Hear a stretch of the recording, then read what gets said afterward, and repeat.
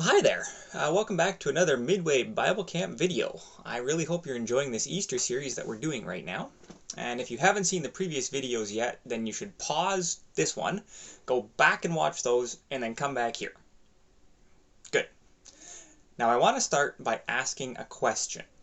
Have you ever tried to predict the future? Even, really simple stuff like maybe the final score of a hockey game before it started, or what are you going to get for Christmas? Or, maybe something like who would win in this little race right here.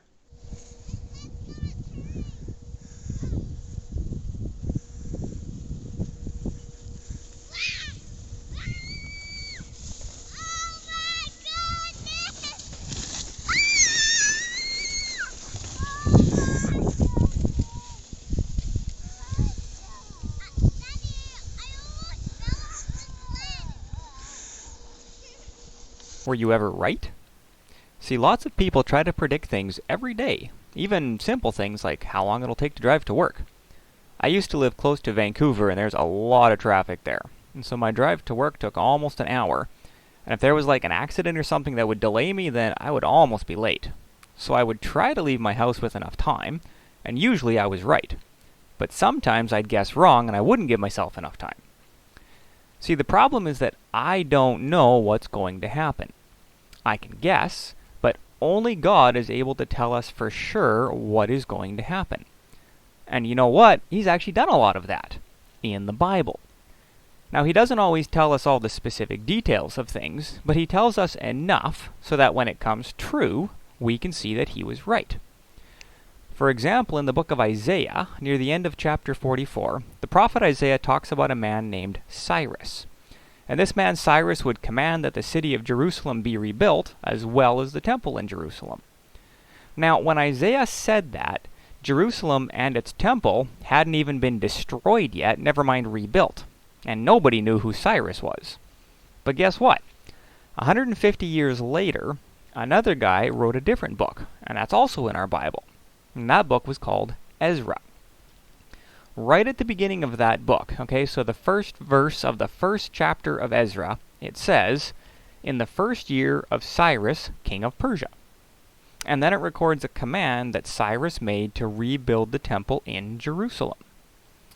So we can see right from the prophecies and the history in the Bible how some of these things came true. Sometimes, though, the Bible makes prophecies, but it doesn't tell us how they were fulfilled. So an example of that is in the book of Daniel. It talks about a king who would conquer two great nations and rule over them, but then he would die and his large empire would be split up into 4 different parts. Now, even though the Bible doesn't tell us how that came about, we can look back at history and see that Alexander the Great perfectly fulfilled what Daniel said. 250 years after Daniel prophesied, Alexander conquered the Medo-Persian Empire, and then after he died, his new empire was split up between 4 of his generals. So what God, speaking through Daniel, said would happen, did happen. Now there are hundreds of different prophecies in the Bible, and I want to look more closely at some specific ones. But just before we do that, let's talk about the reason that we have these specific prophecies. Do you remember from the last video how people needed to learn that there was no way that we could fix our broken relationship with God? That's why God gave us things like the 10 Commandments to show us how he wanted us to live, but also so that we could see that we couldn't do it on our own. God wanted us to know that we needed him to fix the problem for us. You see, God had a plan all along for how to help us, and he wanted to give his people hope that he was going to do that. And he wanted us to know that he was going to send someone who could fix the problem for us. Someone who could deal with the sin that stood between us and God. And he wanted us to know some things about that man that he was going to send, and what he would be like, and what he was going to do. And so there were predictions of where he would be born, what family he would come from, how he would die, and what that meant for us. In fact, there are more than 300 different verses in the Old Testament that all pointed ahead to the man that God would send. Today we're going to look at just a few of those predictions or prophecies, and then in the next video we'll talk about the one man who actually fit all of them. Our first prophecy comes from the book of Micah. In Micah chapter 5, verse 2, it says, "But you, Bethlehem Ephrathah, though you are small among the clans of Judah, out of you will come for me one who will be ruler over Israel, whose origins are from of old, from ancient times." And so this verse talks about the town of Bethlehem. Now, most people in Israel knew that King David had come from there, but this verse tells us that someone even greater than David was also going to be born there. Someone who would rule over all Israel, but whose ancestors could be traced back a long way. Now, when did God first promise that he would send someone? Well, that actually happened way back in the Garden of Eden. Do you remember what happened there? Adam and Eve disobeyed God's one command. They listened to the serpent who told them that they would be like God if they disobeyed, and they ate the fruit. So God punished them by sending them out of the garden that he had made for them. But just before he did that, God said some things. And one of the things that he said was very, very important. In the book of Genesis, right at the beginning of the Bible, in chapter 3, verse 15, God is talking to the serpent. And he said this, "And I will cause hostility between you and the woman, and between your offspring and her offspring. He will strike your head, and you will strike his heel." Now, what does that mean?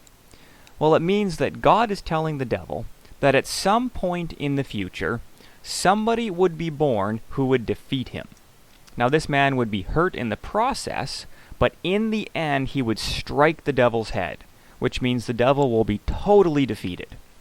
And so, from that, we can already see that right from the beginning, when sin had barely entered the world, God already had a plan for how to fix things, because nothing surprises him. A few chapters later in Genesis, we start to learn about another man named Abraham.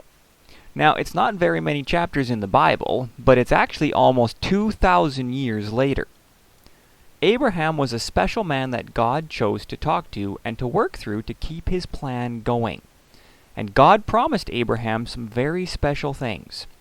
In Genesis chapter 12, verse 2, God said he would make Abraham into a great nation. Now, if you keep reading in the Bible, then you can see the nation of Israel, the Jews, are all descended from Abraham. But there was more to the promise. God said he would bless the whole world through Abraham, and that's the important part for us. We are part of the world, and that means that blessing is for us. As time went on, God narrowed down the family that his helper would come from even more. In the book of Isaiah, in chapter 11, there's a whole section that talks about how he would come from the line of Jesse. Now, Jesse was actually the father of King David, and you can read that in other parts of the Bible, and he lived by Bethlehem. Isn't that a coincidence? But this chapter talks about much more than just the family of Jesse. It says that the man who will be born will be full of the Spirit of God, and that he'll defeat wicked people and help people who are poor and needy. And it tells us that when this man rules the world, there won't be any war, and even the animals that are usually dangerous won't try to hurt anyone.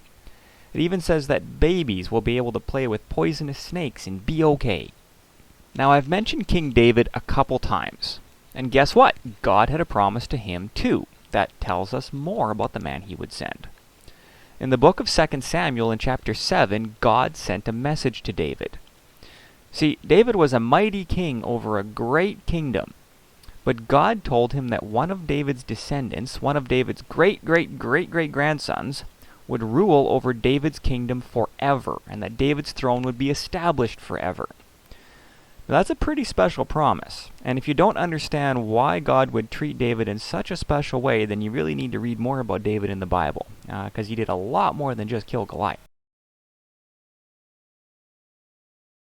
Okay, we've talked a lot about where God's promised Savior would come from, but God also told us something about when he would die. In the middle of the Bible is a book called the Psalms, and it's a big collection of songs and poetry that talk about God and the good things he has done, as well as sometimes talk about how life can be hard and how it can be difficult to follow God. And in one of those poems that was written by King David, in fact, it talks about how David felt in a really low time during his life. And he says some really interesting things about how he felt. Like, he says that he is scorned and despised by people. Everybody who sees him makes fun of him and insults him. And a few verses later, David says, "A band of evil men has encircled me. They have pierced my hands and feet." And then right after that, he says, "I can count all my bones." And then, "They divide my garments among them and cast lots for my clothing." Casting lots was like a gambling game where they used something like dice. Now these are kind of strange things to say, but in the next video I'm going to show you why these are important. The last verse that I want to show you is also in the book of Isaiah. Now if any of you guys have been to Midway Bible Camp, then it should hopefully sound really familiar because it's one of our usual memory verses. It's Isaiah 9 verse 6, and it says, "For to us a child is born, and to us a son is given. And the government will be on his shoulders, and he will be called Wonderful Counselor, Mighty God, Everlasting Father, Prince of Peace." So this verse shows some of the ways that the Messiah, which means the chosen one, would help us when he came. He would be a counselor, somebody that we could talk to, a mighty God who was powerful, he would be everlasting, and he would show us the way of peace. Okay, that's all the prophecies I want to talk about for now, but you should know that the Old Testament has many, many more things about the man who was coming. People like Melchizedek and Moses and even Jonah, they all showed us some things of what this man would be like. And stories like the flood or the book of Esther teach us of other things too. And many of the Jewish laws and the sacrifices all pointed ahead to this man. See, God wanted to give his people hope. He wanted his people to know that even though sin was a very serious problem, he had a plan to fix it. And that's what Easter is all about.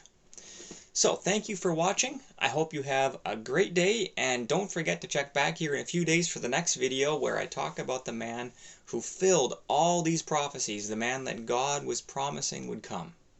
Thanks a lot.